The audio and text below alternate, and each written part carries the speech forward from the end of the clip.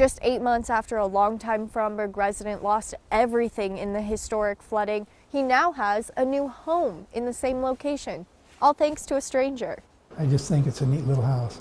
Being the first home next to the river in Fromberg, 76-year-old Larry Richardson wasn't surprised by the amount of damage his home endured in June's flooding. Well, I pretty much got wiped out from one end to the other. But even so, it was a devastating day. Richardson grew up in the home and purchased it in the 80s, and in a matter of hours, floodwaters left it uninhabitable. About 4 days after the flood, there was probably still a foot of water out here, and a guy pulled in a pickup, and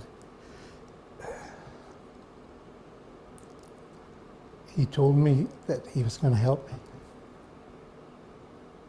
He said he wasn't going to forget me. He was going to help me.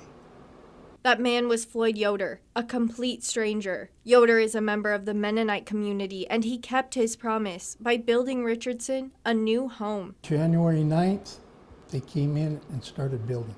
A little over 1 month later, the work is done. Richardson has now moved into his new home, one that only cost him $30,000.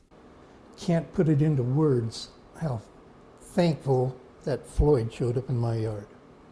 After 8 months of living with a friend in Fromberg and struggling to walk after getting an infection in his foot from the floodwaters, Richardson finally feels like things are looking up. But I'm finally getting some good luck now.